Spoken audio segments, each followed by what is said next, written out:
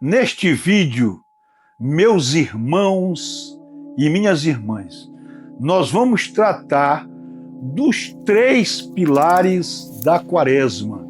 Nós estamos no tempo quaresmal, que começa na quarta-feira de cinzas e vai até a missa da ceia na quinta-feira santa. Antes da missa, encerra o período quaresmal. Então, esse tempo de Quaresma é um tempo de preparação para a Páscoa, é um tempo de reflexão. Nesses 40 dias, esses 40 dias representam o tempo de preparação, o tempo de provação, o tempo de purificação, o tempo de renovação. Então, nós estamos no tempo da Quaresma. Quaresma significa 40º em latim. No latim, vem do latim 40, ou seja, 40.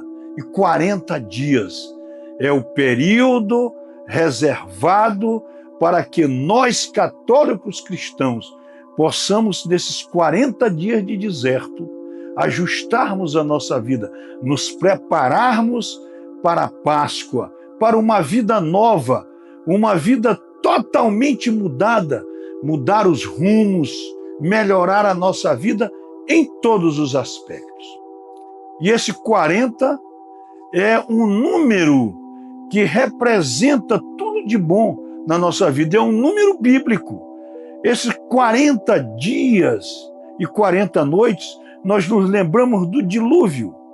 40 dias de chuva, dia e noite, como narra Gênesis, no capítulo 7, versículo 12. Também 40 dias e 40 noites representa o tempo que Moisés ficou no Monte Sinai para receber as tábuas da lei de Deus, como narra o livro de Êxodo, capítulo 24, versículo 18. 40 dias e 40 noites também representa a caminhada do profeta Elias para o Monte Horebe, ele se fortalecendo contra as ameaças de Jezabel, como está descrito no primeiro livro de Reis, capítulo 19, versículo 18. E nós vamos agora tratar dos evangelhos. Jesus, após ser batizado por João, receber ali a presença, a voz de Deus, reconhecendo ser ele o Filho de Deus. E o Espírito Santo, ele então vai para o deserto e passa 40 dias. 40 dias de oração e de jejum, e ele recebe, conforme os evangelhos, 3 tentações do demônio, 3 tentações do inimigo, do diabo. Na primeira tentação, o diabo diz para Jesus: transforma, já que tu és o Filho de Deus, transforma pedra em pão. E ele responde: não só de pão vive o homem, mas de toda palavra que sai da boca de Deus. Esta é a primeira tentação que ele resistiu.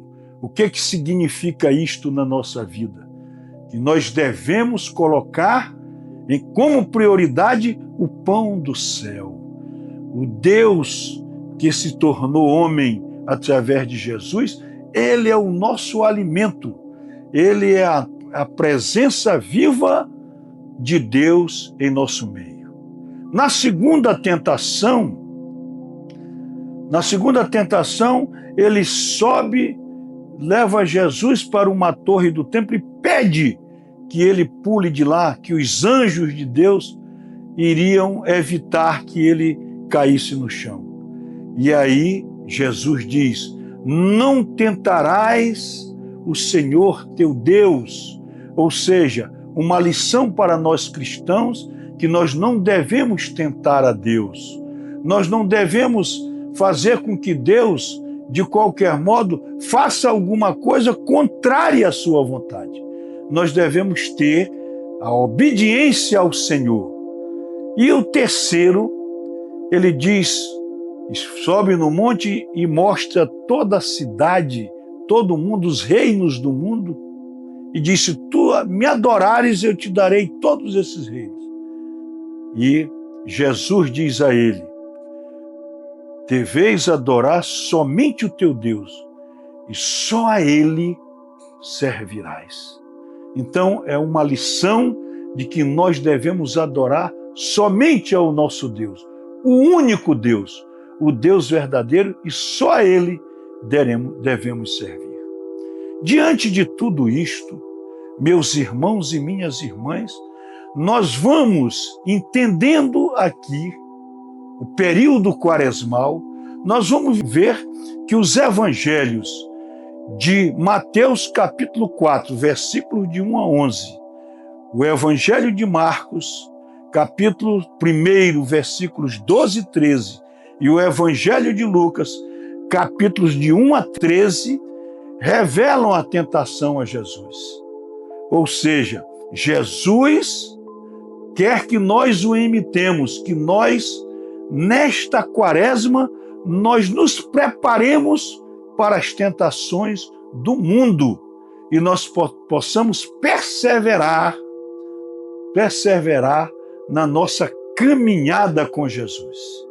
O mais importante da quaresma é esse momento em que nós podemos mudar de rumo, melhorar na nossa vida, enfrentar os nossos vícios, as nossas desordens, os nossos pecados e tudo aquilo que nos torna leprosos, que nos torna afastados de Deus.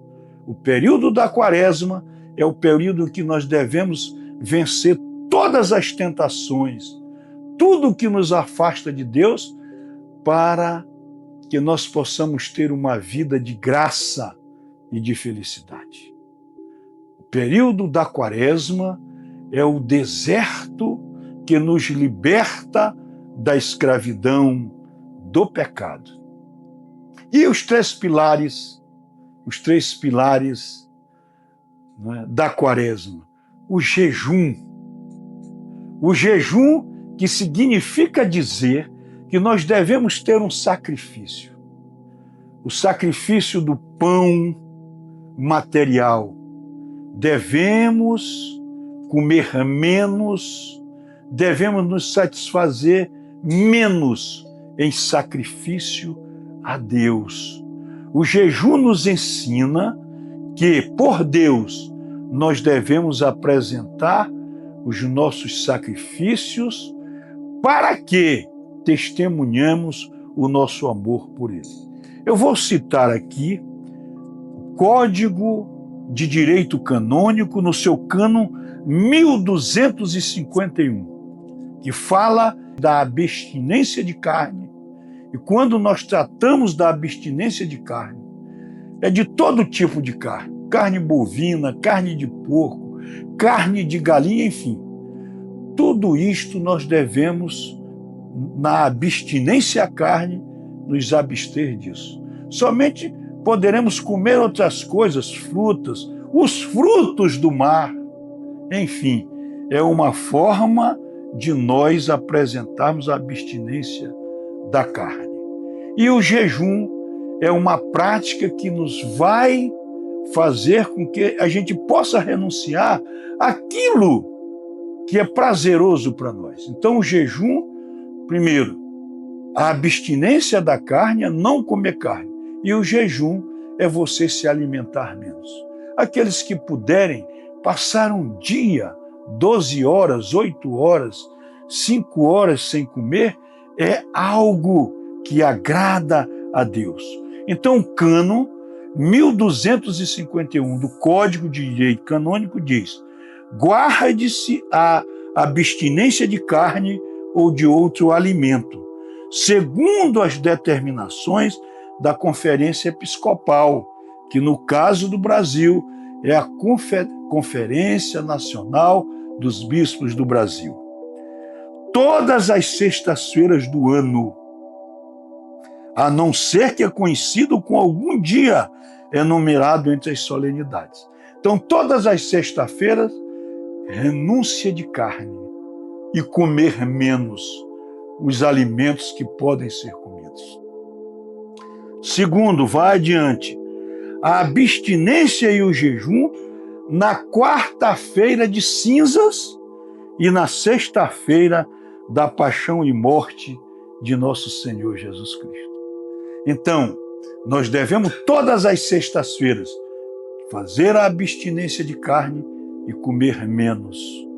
Se possível, aqueles que querem realmente dar um testemunho maior, pode ficar o tempo que puderem ser comidos, nunca prejudicando a sua saúde. Então, a CNBB aconselha, toda sexta-feira do ano é dia de penitência, a não ser que é conhecida com a solenidade do calendário litúrgico. Os fiéis nesse dia têm que se abster de comer carne, né? Comer menos, né?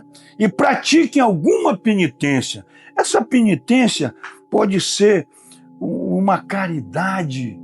Neste dia você se dispor a procurar uma pessoa pobre, levar um presente, levar um alimento, fazer um gesto de caridade que agrade a Deus.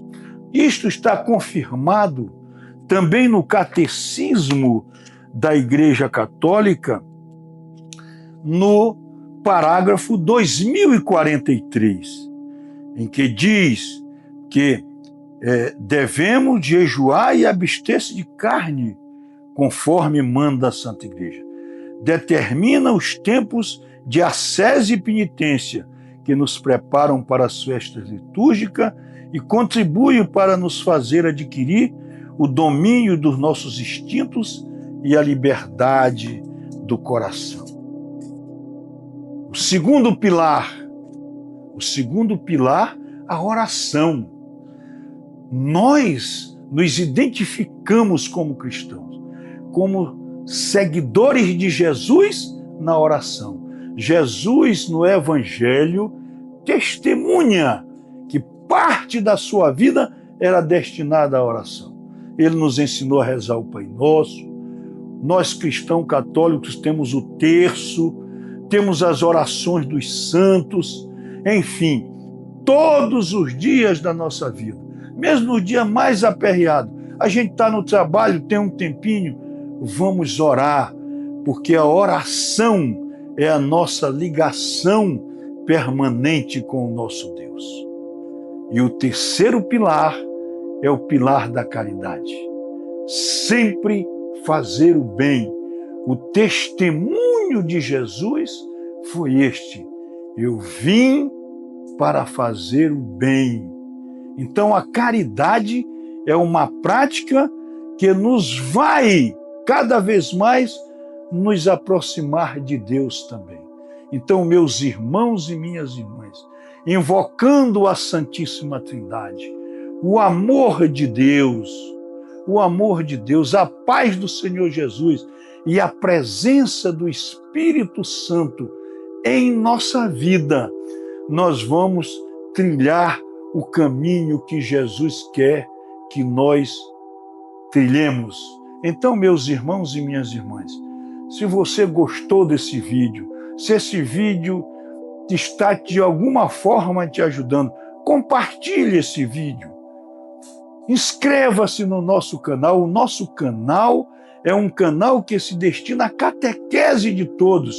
Nós precisamos, como católico, conhecer toda a realidade da nossa igreja. Que a paz do Senhor Jesus esteja conosco em todos os momentos da nossa vida.